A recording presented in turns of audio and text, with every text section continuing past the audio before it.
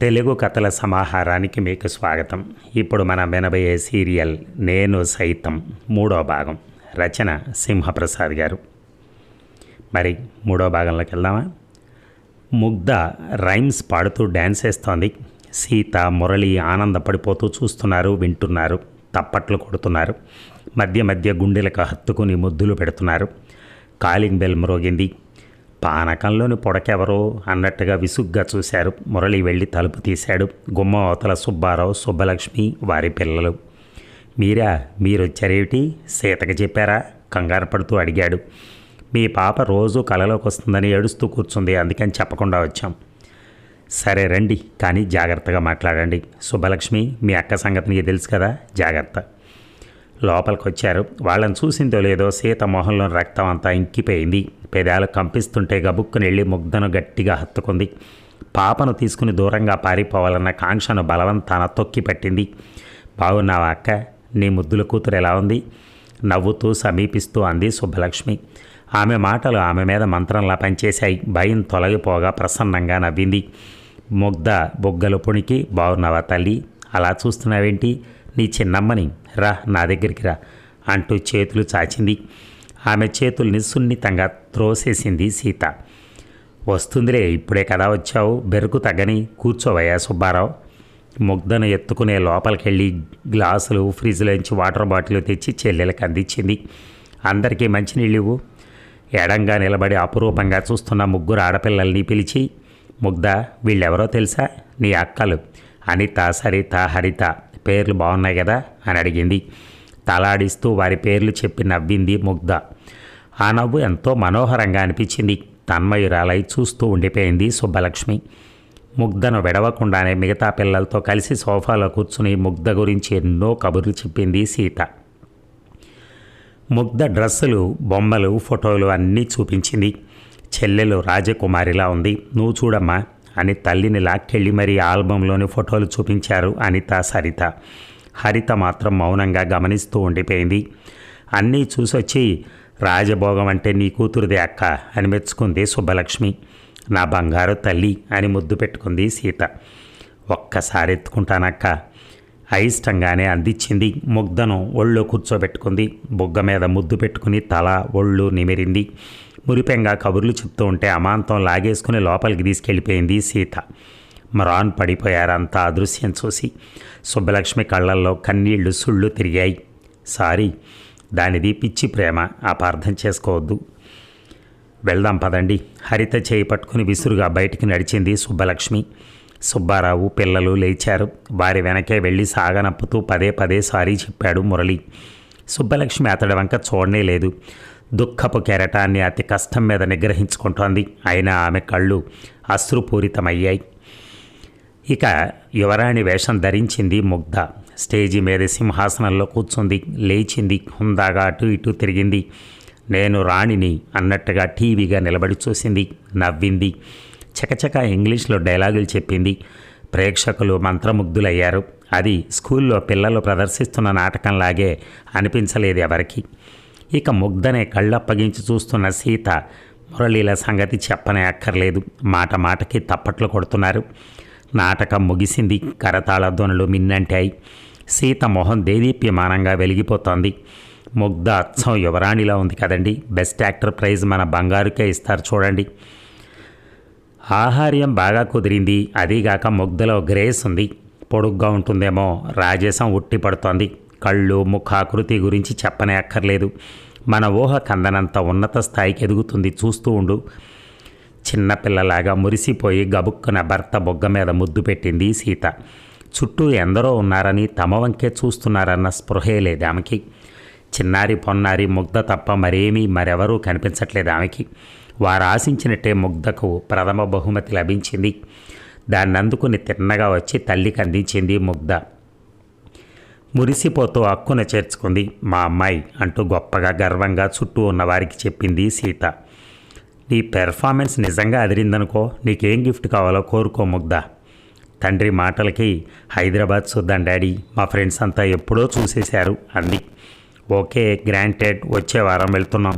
కుష్ ఉత్సాహంగా తలాడించింది. ఎల్టీసీ మీద హైదరాబాద్ తీసుకెళ్లాడు.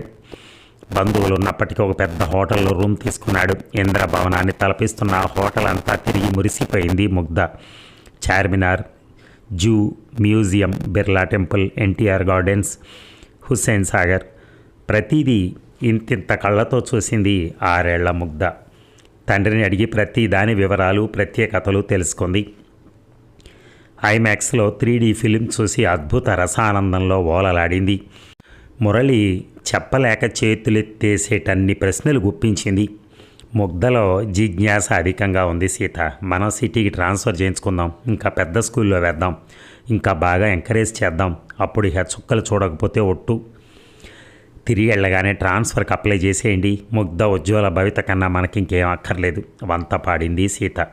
ఇంకొక 2 రోజులుండి షాపింగ్ మాల్స్, ఎయిర్పోర్టు అన్నీ తిరిగి చూసి వచ్చారు. సీతకి నలతగా ఉంది. ప్రయాణపు బడలిక అనుకున్నారు. క్రితం నెలలో బయట అవ్వలేదని గుర్తు చేసింది. మురళి నుదురు ముడిపడింది. వెంటనే డాక్టర్ దగ్గరికి వెళ్ళారు. సీత గర్భం ధరించిందని నిర్ధారణ చేశారు. ఆనందం, ఆశ్చర్యం, ఉద్వేగం ముప్పిరి కొనగా భర్తను వాటేసుకుని బావురు మంది సీత. మురళి కళ్ళ నుంచి ఆనంద బాష్పాలు జలజల రాలిపోతున్నాయి. ఏమీ అర్థం కాక అయోమయంగా చూస్తూ ఉండిపోయింది ముగ్ధ. ఇక సీత కాళ్ళు నేల మీద ఆనటం లేదు, గాలిలో తేలిపోతున్నాయి. భుజాలకు రెక్కలు మొలిచాయి. రంగురంగుల లోకాల్లోకి, అత్యద్భుత ఆనందాల సీమల్లోకి ఎగిరిపోతోంది. రెక్కలు చాచి విహరిస్తోంది. నెమలిలా నర్తిస్తోంది. కోయిలలా పాడుతోంది. పూలతో ఊసులాడుతోంది. చుక్కలతో కబుర్లు చెప్తోంది. నీలాకాశాన్ని గొడుగుగా మార్చుకుని ముత్యాల వానలో షికారులు చేస్తోంది. అనిర్వచనీయమైనటువంటి ఆనందానుభూతుల కొలనులో ఈత కొడుతోంది సీత. మురళి పరిస్థితి అందుకు భిన్నంగా లేదు. ఇది నిజమేనా అని తర్కించుకుంటున్నాడు. మురిసిపోతున్నాడు. భార్యను అపురూపంగా చూసుకుంటున్నాడు. ఒక్క మాటలో చెప్పాలంటే ముగ్ధను పూర్తిగా మర్చిపోయారిద్దరు. తనుందన్న స్పృహే లేదు ఇద్దరికి. ఒకరికొకరు విడవటం లేదు. అనుక్షణం కలిసే ఉంటున్నారు, కలిసే తింటున్నారు, కలల్ని కలగలుపుకుంటున్నారు. ఊహల ఉయ్యల్లో జంటగా ఊరేగుతున్నారు. బ్యాంకుకు 10 రోజులు సెలవు పెట్టి సీతకు ఎలాంటి ఇబ్బంది రాకుండా కనిపెట్టుకుని ఉన్నాడు మురళి. ముగ్ధనెవరూ ముద్దు చేయట్లేదు. ఆమె ఆలనా పాలన చూడటం లేదు. తిన్నదో లేదో, స్కూల్కి వెళ్ళిందో లేదో పట్టించుకునేంత తీరిక లేదు వారికి. వాళ్లలో హఠాత్తుగా ఎందుకంత మార్పు వచ్చిందో అర్థం కాకుండా ఉంది చిన్నారి ముగ్ధకి. అయినా ఇది వరకట్లాగా వారిని హత్తుకోవాలని చూసింది. దూరంగా ఉండమన్నారు. గారాలు పోయింది. కసురుకున్నారు. కడకి వారితో పాటు మంచం మీద పడుకోనివ్వటం లేదు. ఏ అర్ధరాత్రి వేళ తల్లి కడుపు మీద కాలు వేస్తే, మోకాళ్ళతో పొడిస్తే ప్రమాదమని ముగ్ధను వేరే మంచం మీదకి మార్చారు. ఒంటరిగా పడుకోవడానికి భయంగా ఉంటోంది. కానీ వాళ్ళు పట్టించుకోవటం లేదు. మౌనంగా కన్నీళ్లు మింగుతూ కాళ్ళు ముడుచుకొని నిద్రపోతోంది ముగ్ధ. ఇక సీత తల్లిదండ్రులు, మురళి తల్లిదండ్రులు వచ్చారు. అభినందనలతో ముంచెత్తారు. ఎందరో దేవుళ్ళకి మొక్కులు కట్టారు. బెడ్డొచ్చిన వేళ, గొడ్డొచ్చిన వేళ అన్నారు. ముగ్ధ వచ్చిన వేళ విశేషం వల్ల నీ కడుపు పండింది, బతుకు ధన్యమైంది అంది సీత తల్లి. ఎవరో మాట్లాడలేదు. విననట్టే ఉండిపోయారు. గర్భం ఆలస్యంగా వచ్చింది కనుక మరిన్ని జాగ్రత్తలు తీసుకోవాలన్నారు. మరిగిందరూ డాక్టర్ దగ్గరికి, గుళ్ళకి తిప్పారు. పలకరించే వారి లెక్క బిక్కుమంటూ ఉంటోంది ముగ్ధ. ఇంట్లో అంతమంది ఉన్న ఒంటరిదైపోయింది. తన పని తను చేసుకుంటూ స్కూల్కి వెళ్తోంది. కొద్దో గొప్ప ఆమె మీద సానుభూతి చూపుతూ తిండి తిప్పలు పట్టించుకుంటున్నది సీత తల్లి ఒక్కరితే. మంత్రించినట్టుగా మారిపోయిన ముగ్ధ పరిస్థితికి జాలిగా, దిగులుగా, భయంగా ఉంది ఆవిడికి. మున్ముందు ఏం జరుగుతుందోనని కలత నిద్రపోతోంది. మారిన పరిస్థితి గురించి సుబ్బలక్ష్మికి తెలిస్తే దాని గుండె తరుక్కుపోతుందని బిలబిల్లాడుతోంది. అయినా తను చేయగలిగిందేం లేదు. జరుగుతున్నది, జరగబోయేది కళ్ళు పెట్టుకుని చూడటమే అనుకుంటోంది. గర్భిణీ సీత నిండు కుండలా ఉంది. కొత్త అందాలతో మిసమిస మెరిసిపోతోంది. మనిషెంతో పుష్టిగా ఉంది. మోములో తృప్తి, గర్వం తొంగి చూస్తున్నాయి. మాట తీరు మారింది. ప్రపంచ విజేతనైనట్టుగా ప్రవర్తిస్తోంది. సీమంతం అట్టహాసంగా చేయాలని పట్టుబట్టాడు మురళి. మాకు ఆ ఆనవాయితీ లేదు అని అతడు అత్తామావులు తప్పుకో చూశారు కానీ పడనివ్వలేదు అతను. ఆ ఊళ్ళోనే ఫంక్షన్ హాల్లో ఘనంగా చేయాలంటూ మామగారి పేరు మీద హాలును బుక్ చేసి మరీ వచ్చాడు.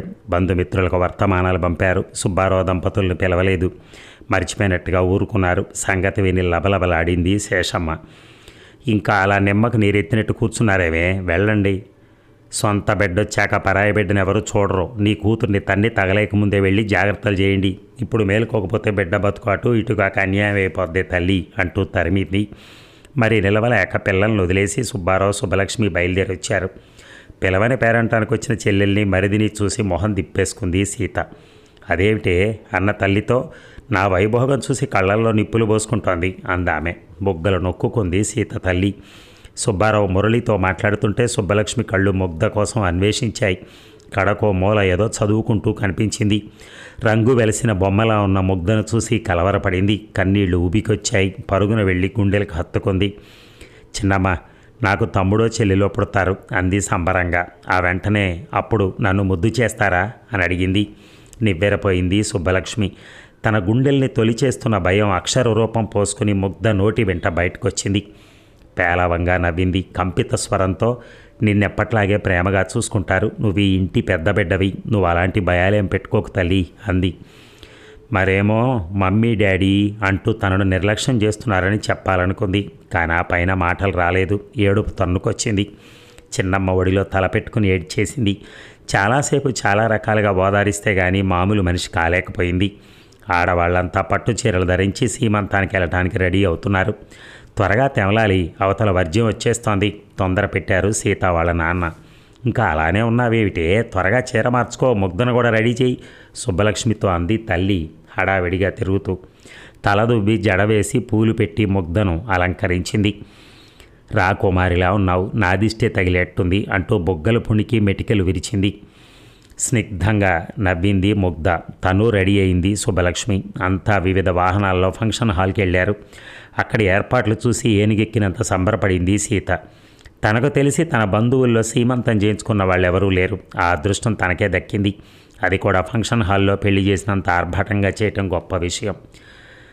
దీన్ని మించిన మరో విశేషం ఉంది. దానివల్లే ఆకాశం అందినట్టు పొంగిపోతూ ఆనందంతో ఉక్కిరిబిక్కిరవుతున్నారు సీత మురళి. ఆ మధ్య స్కానింగ్ చేసినప్పుడు బావా పాప అని డాక్టర్ని అడిగింది సీత. చెప్పకూడదమ్మా, నాకెవరైనా ఒకటే డాక్టర్. గొడ్రాలుగా మిగిలిపోవాల్సిన దాన్ని గర్భవతిని అయ్యాను. అదే మాకు ₹1,00,00,000 పెట్టు. నేను చెప్పినట్టు బయటికి తెలిస్తే మీడియాతో ప్రమాదం వచ్చి పడుతుంది. నేను ఎవరికి చెప్పను డాక్టర్, ప్రామిస్, ప్లీజ్ డాక్టర్. బాబే అనేసి బయటికి వెళ్ళిపోయాడు ఆయన. పరమానందంతో ఊగిపోయింది. ఆనంద బాష్పాలు వరదయ్యాయి. ఒక్క ఉదుటున బయట నిరీక్షిస్తున్న భర్త దగ్గరికి వెళ్ళి బాబు పుట్టబోతున్నాడు అని చెవిలో చెప్పింది. అతడి చేతులు పట్టుకుని కుదిపేసింది. ఎవరికి చెప్పొద్దన్నారు డాక్టర్. దారిలో అంది, చెప్పద్దులే, మా చెల్లికేమో అందరూ ఆడపిల్లలే. అన్నయ్యకేమో మొదట అమ్మాయి, తర్వాత అబ్బాయి. నాకేమో మొదటిసారిగానే అబ్బాయి. దేవుడు నిజంగా దయామయుడండి. నా పూజలు వ్రతాలు వృధా కాలేదు. అందుకే ఎవరికి చెప్పొద్దు, ఏడ్చిపోతారు. నరగోలకి నల్లరాళ్లే బ్రద్దలవుతాయట. కొందరు దృష్టి పడితే పుట్టబోయే బిడ్డకు అరిష్టం. అదండి మరి. చూసారా, పిల్ల లేనప్పుడేమో పెంచుకున్నారు తీసుకొచ్చుకొని. ఇప్పుడు ఎప్పుడైతే పిల్లాడు కలుగుతాడన్నారో ఆ పిల్లని ఎలా చూస్తున్నారో. మన అనేది ఎప్పుడూ ఉంటుందండి. ఈ మన అనేది వాళ్ళు పాపం జాలిపడి ఇచ్చారు వాళ్ళ పిల్లని. కానీ ఈరోజు ఆ పాప పరిస్థితి చూసి వాళ్ళు ఎంత బాధపడుతున్నారో మనం చూస్తున్నాం. నిజంగా ఇలాంటి ఇన్సిడెంట్స్ జరుగుతూ ఉంటాయి అక్కడక్కడ. అలాగే ఇది కూడా.